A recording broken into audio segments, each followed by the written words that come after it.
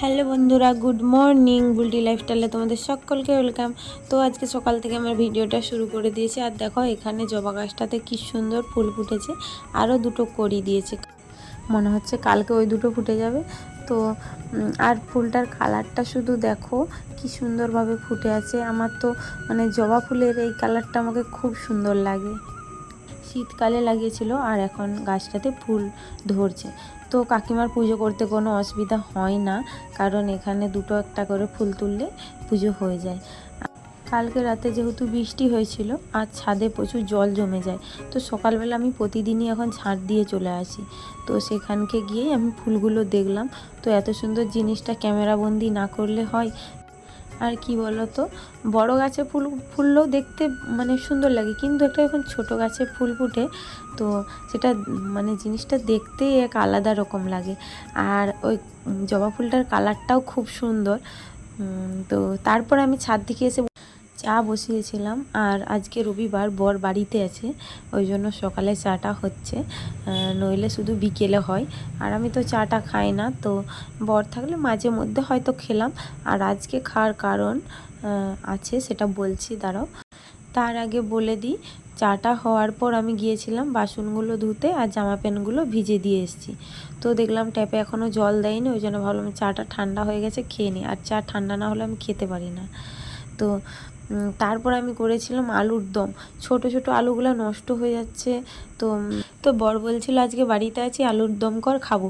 তারপরে আমি আলুর দম করলাম।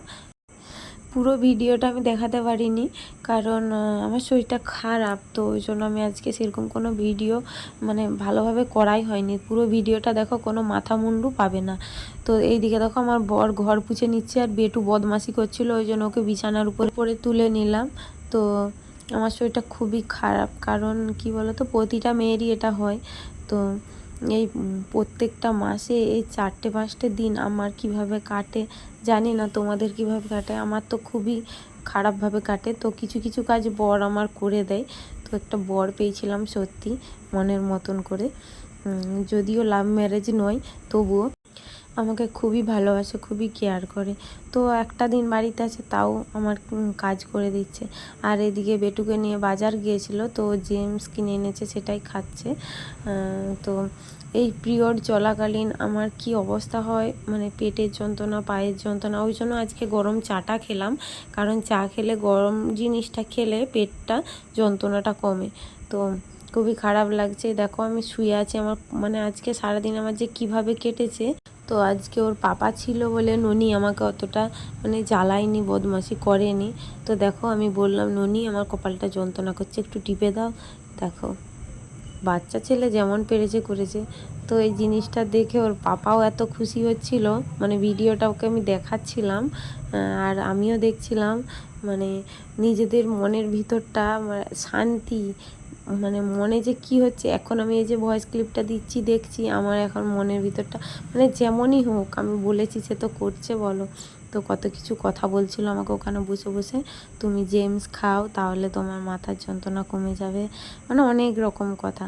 তো মেয়েদের কি বলো তো, বিয়ের পর যতই তোমার শরীর খারাপ হোক, যাই হোক, কেউ মানে নিজের মায়ের মতন কেউ বুঝবে না। তোমার রান্না বান্না, ঘরের যাবতীয় কাজ সবই করতে হবে, কিচ্ছু করার নেই। নিজের মা হলে বলতো শরীর খারাপ, তুই শু বা বস, আমি কাজটা সেরে নিচ্ছি। অবশ্যই মায়েরা বলে, কিন্তু আর বাকিরা বলবে সেরকম কোনো কিছুই নয়। শ্বশুর ঘরে গেলে করতেই হবে।